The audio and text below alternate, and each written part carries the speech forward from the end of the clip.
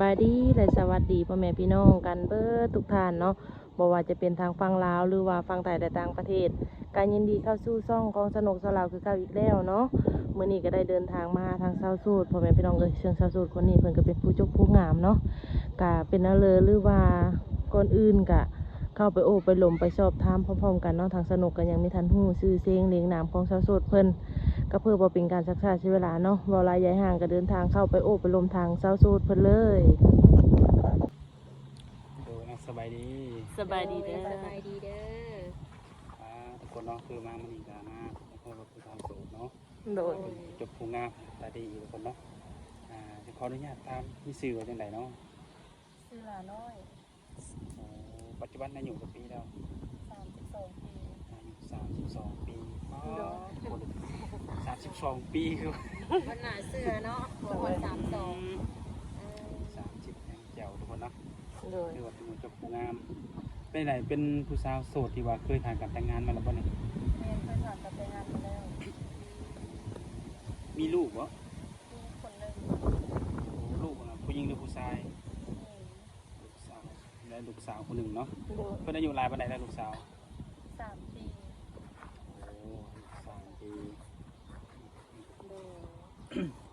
และอยู่เป็นโสดมานี่ได้โดนปานใดแล้วเนี่ย 2 ปี หลังจากเลิกลากับคนเก่าบ่ นี่ ก็บ่ได้ร่วมกับใครเลยบ่ บอกเขากับบ่มีเวลาหันมาอยู่แต่เฮือนเพียงแต่ลูกอะไรกัน แต่ว่ามันมื้อนี้ก็ออกมาเปิดใจไปเลยมีเวลาแล้วแม่นบ่ เรียนทำปัจจุบันคนเดียวมาโดนแล้วหานากับพ่อมไปว่าเปิดใจเอาคนใหม่เข้ามา อืมพร้อมที่จะเอาคนใหม่อะไรพร้อมที่จะสละโสดเลยบ่ เนี่ยพร้อมจะ โดยทางพร้อมในจะสละโสดเนาะถ้าว่ามีคนเข้ามาโอ้มาล้มแต่ว่าต่างคนต่างหมักต่างหักกันนะสิเบิ่งใจกันดนบ่ ก็ งานมันเคยมีจะเป็นแบบนี้ ก็กับบ่มีแต่แบบใดก็ได้นะคันว่าเพิ่นจริงใจกับเฮาอะนะอันนี้ค่ะบ่เลือกได้เบิด คือว่าความสำคัญคือเน้นแต่ว่าความจริงใจเนาะ ขอจะเป็นคนดี โดยคือเพิ่นก็เคยเป็นพ่อห้างพ่อหมายมากก็ได้เนาะ นี่ทางพ่อมาก็ได้ โดยในการที่จะสร้างครอบครัวเนาะถ้าว่าเรื่องในอนาคตเป็นยังไงต้องไปอยู่นำสามีบ่เพื่อให้สามีมาอยู่นำ อันนี้ก็แล้วแต่เด้อกันอยู่ทางใดก็ได้นะ โดยแต่ว่าจะล้มกันเนาะ แม่น สะดวกแบบใดก็ตัดสินใจกันเนาะ แม่น มีสติตายตัวอยู่ป่ะหมักผู้ชายแบบใดมีใส่ใจโตเกินหนา ถ้าว่ามีบ่กล้าเนี่ยใดก็ได้แต่อันนี้เป็นคนแบบ ง่ายๆสบายๆแม่นบ่ เขาก็ยังบ่ฮู้ว่าสเปคเป็นใด กับผู้อีกว่าเฮาสิมักคนหน้าตาเป็นแบบเนาะแบบว่าถ้าเห็นถ้าได้ล้มได้โอ้ได้ล้มกันนี่ มีความรู้สึกว่ามัก มัก ว่ามัก ใส่ห เนาะ ลายก้อนนั่นแหละสเปคกับบ้านใด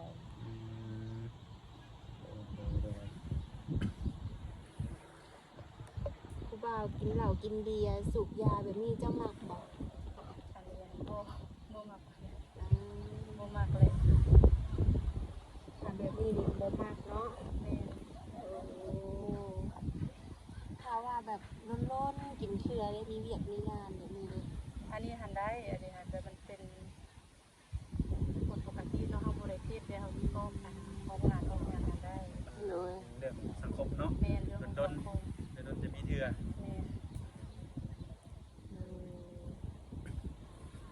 บานาเสือเนาะคุณจะพูงามก็เป็นโสดมาโลนเนาะ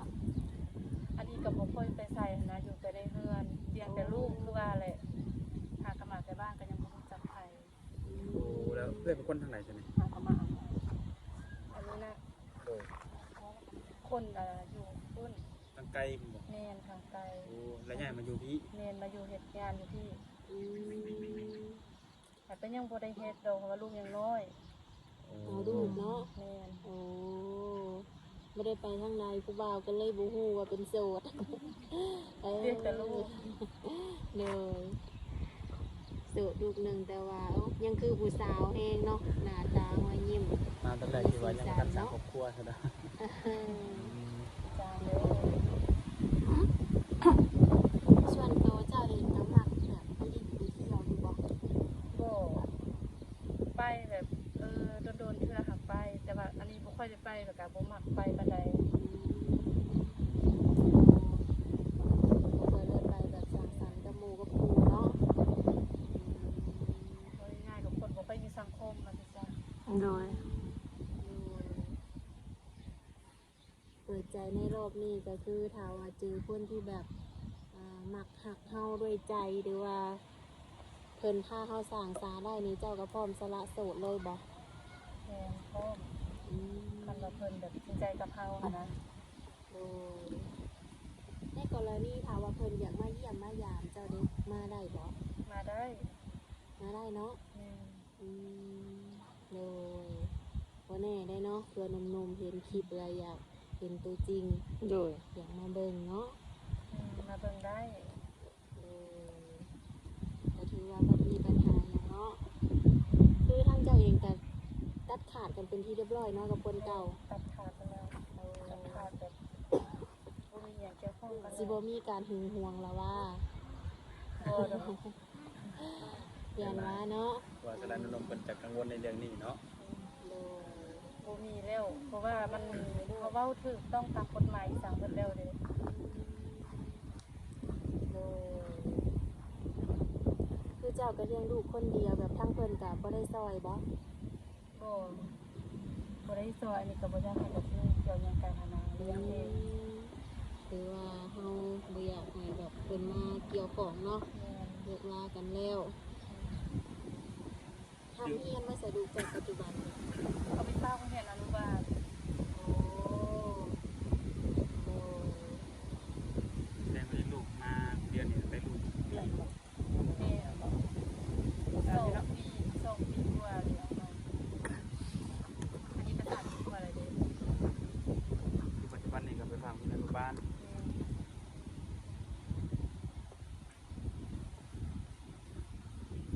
ก็คือในวันนี้ที่ออกมาเปิดใจบอกว่ามีความพร้อมอยู่แล้วเนาะ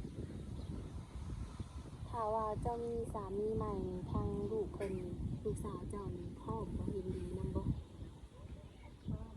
พร้อมเนาะเพิ่นก็แบบมีอยู่บ่แบบถามหาพ่อหรือว่าอยากได้พ่อใหม่แบบนี้หั้นนะ ก็บ่ได้เห็นถามได้แต่ว่าอยากได้โฟมใหม่หัน เราอยู่ ตามหาตลอด ถาม ไม่ได้แม่เช้าอันพอใหม่มีสิบ่เลย แบบเพิ่นมักสิถามหาเด้ โอ้ เป็นก็คือเสียแบบว่าอยากให้ครอบครัวสมบูรณ์เนาะ โดย แม่ แบบ เด็กน้อย โดย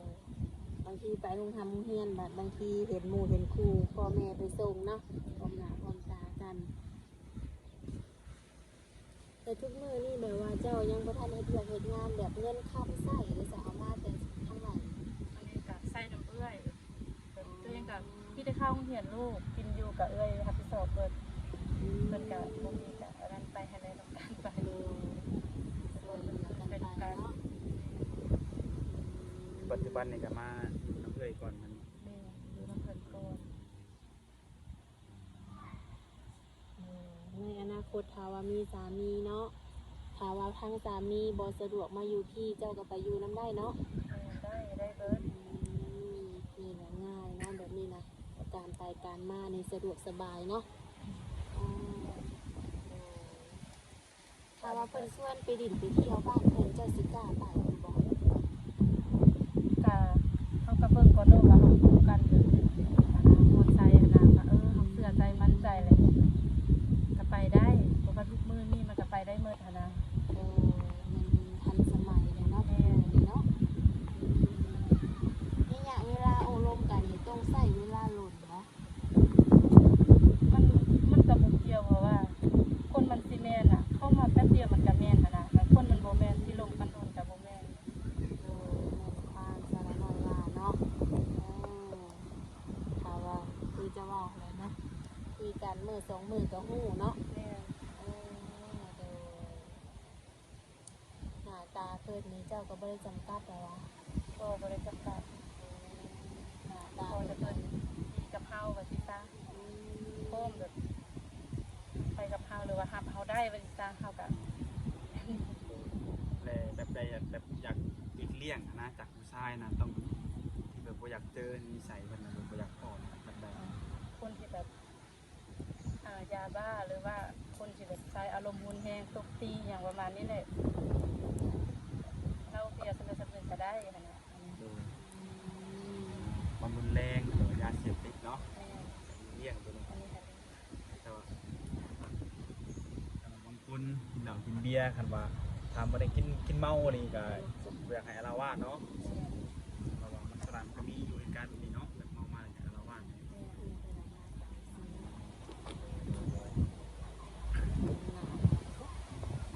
มาอยู่พี่ที่ไหนเพื่อนมันก็ได้เห็นหน้าอยู่ ก็เพราะว่าหากลับมาอยู่เดี๋ยวเขาบ่มีดินเที่ยวนี้นะเขามาเสาเขาเจ้าอยู่ เดือนหนึ่งก็เศร้าเนาะ แม่เสาเขาเจ้าอยู่ โอ้เดือนเท่าไรค่าเช่า 1,000-2,000นี่แหละเพราะเอ้ยเป็นคนตายเลยเขาอยู่น้ำเพิ่นเวลา อ๋อเอาไปย้ายมาอยู่เนาะ แม่ มันทำงานการเป็นของตัวเองเนาะคือข้าวน้ำก็ต้องได้ซื้อไหมเนาะ แม่ เดือนหนึ่งว่าจักสอบอยู่ คนโบราณกระสอบนึงตรงนี้เลยก็มีแต่เด็กน้อยค่ะนะ ได้ใช้สอบ เออ เดื ลา อย น เสื้อลายสอบนึง ดูแลอยู่แบบน้องนะทั้งหมดเนี่ยมีกันแต่คนเหรอ เอ่ยน้องนะ ดู 2 คน 3 คน 3 คนเพราะว่าอยู่บ้านผู้นึงแล้วกันสมเฮาเลย พี่น้องก็คือว่าสร้างครอบครัวมันแล้วบ่ แม่สร้างครอบครัวมาเลย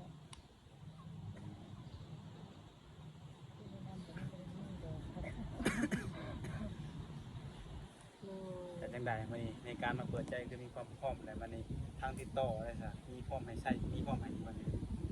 แบบเฟซแบบไลน์แบบแอปมีให้เบิดบ่ แม่มีลาย คือในช่วงนี้ก็บ่ได้ไปเรียกไปงานอะไรกันน่าสิมีเวลาลมอยู่ดอกเนาะ แม่อยู่บ้านเลี้ยงลูก แต่จังใดในการเลี้ยงลูกคนเดียว เมื่อยเติบ เมื่อยเติบเนาะเพิ่นก็บ่ได้ดื้อบ่ได้ปานใดที่ลูกสาว ก็ปกติของเด็กน้อยหั่นแหละอาบ่ดื้อก็คือดื้อ ไปตามวัยตามมันหมดแล้วเนาะ แม่ตามมาเลย ก็ถือว่าช่วงนี้เพิ่นก็ยังไปเรียนอยู่ แม่ฝากเห็นปกติ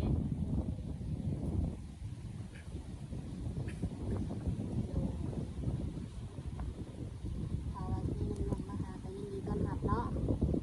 ว่างอยู่ช่วงนี้เนาะ แม่ ยังไม่ได้ไปทางใดเดี๋ยวเจ้าเคยไปเฮ็ดเวียกเฮ็ดงานอยู่ฝั่งไทยอยู่บ่ เคยไปจักเทื่อมีแต่เฮ็ดอยู่ฝั่งเฮามีเฮ็ดอยู่โรงงาน โอ้โน้ถ้าว่าสิไปนี่ต้องได้มีเอกสารเดินทางเลยเนาะ แม่ โอ้ยังบ่ทันมีนั่นบ่ ยังบ่ทันมีหยังเลย โอ้คือช่วงนี้ก็ถ้าไปเที่ยวไปหยังนี่ได้อยู่ถ้าไปเฮ็ดเวียกนี่คือสิยังเนาะ แม่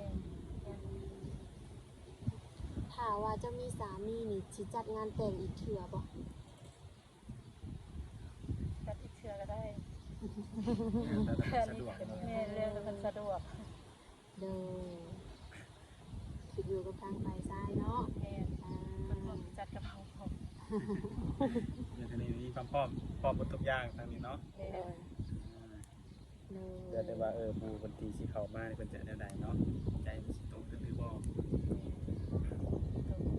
ตกกันอยู่ เลยทั้งพ่อแม่ได้สาเพิ่นอยู่บ้านบ่ แม่เพิ่นอยู่บ้าน อืมเพิ่นอายุจักปีแล้ว สิ70แล้วเพิ่นน่ะ โอ้ เข้าแล้ว อายุเพิ่นหลายเลยเนาะ บ่ไหวแล้ว เร่งรานสิบอยแล้ว เลยอยู่พุ่นก็ได้เฮ็ดไร่เฮ็ดนาบ่ แม่นเฮ็ดไร่เฮ็ดสวนนี่แหละเพิ่นก็ โอ้คือลงมาสิก็แบบช่วงได้สะแบบสิขึ้นไปเยี่ยมไปยามเพิ่นนี่โดนเติบบ่ ก็เป็นแบบช่วงเทศกาลบุญปีใหม่อหย่างนี้แหละประมาณนี้แบบเดือน12บ่หรือเดือน5บ่จังซี่หั่นน่ะ อ๋อ เทศกาล ถามว่าหนุ่มๆเพิ่นว่าอยากให้พาไป ไปไหว้พ่อกับแม่นี่พาไปได้บ่ ได้ไปได้ แบบว่ามาเยี่ยมทางผู้สาวอะไรอย่างทางผู้สาวนี่พาไปมีพ่อกับแม่สิได้เนาะใกล้บ่จากสิโนเข้าไปนี่ ก็ใกล้เติบเพราะว่าเขานั่งรถไปนี่ก็เป็น2 มื้อ 2 คืนประมาณนี้แหละ 2 มื้อ 2 คืนถ้าเป็นแบบรถ แต่ ส่วน ว่า ตัว รถ ได้ ส่ ซะ วนตัวในสิไว้แน่เมื่อกับสิมื้อหนึงประมาณนี้แหละ โอ้2 มื้อ 2 คืนนี่เป็นรถโดยสารรถเมล์สิบ่ แม่น เสียว่าอยู่ไกลเติบเนาะ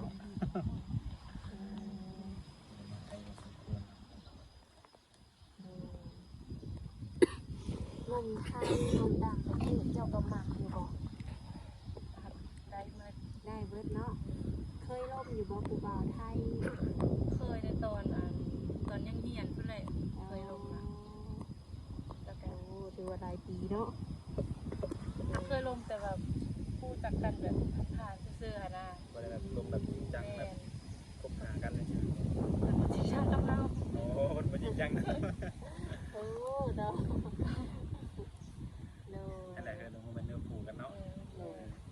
ทางยาว่าเมื่อกี้เนี่ยถ้าเป็นเนื้อคู่นะลงมือ2 มื้อก็คือคู่รถเนาะ แม่น ถ้าว่าคนมันสิแม่น ก็ถือว่ามาในมื้อนี้ก็เปิดใจนี่ก็บ่มีหยังใต้โต๊ะดอกเนาะมีแต่ว่าถ้ามันไปเข้ามาได้โอ้ได้ลมก็สิตัดสินใจถูกเนาะ โดย ถ้าให้บอกไปก่อนนี่มันก็สิเป็นการแบบว่ามองเห็นอนาคตอยู่ได้เนาะ แม่น ว่าเปิดกันไปลงกันไปสิได้ฮู้ดอกเนาะ สุดท้ายนี่ก็มีแต่ว่าให้ทางสารน้อยสมหักสมหวังเนาะ โดย ให้ครอบครองรักคู่หรือว่าคนดีๆเข้ามาในชีวิตเนาะคนที่แบบสามารถแบบพาเฮาสร้างสาได้เนาะสารน้อยโดยครอบครัวเฮาเนาะ เออ โดยจังได๋ทีมงานเฮาก็มีหยังสิถามเพิ่นอีกนี่คือว่าส่วนที่เหลือก็ปล่อยให้เป็นเรื่องนุ่มๆเนาะ โดย เขามาโอ้มาลมมาสอบถามเองทุกคนเนาะนี่เขาก็มาเปิดใจให้ FC ได้ฮู้ว่าทางคนนี้โสดต้องการที่จะสร้างครอบครัวถ้าว่าเจอผู้ชายดีๆเนาะจังเอาไปเจ้าสามีแหละมื้อหน้ามื้อไหนจังไปวางกันใหม่เนาะ โดย โอเคสบายดี สบายดี เด้อ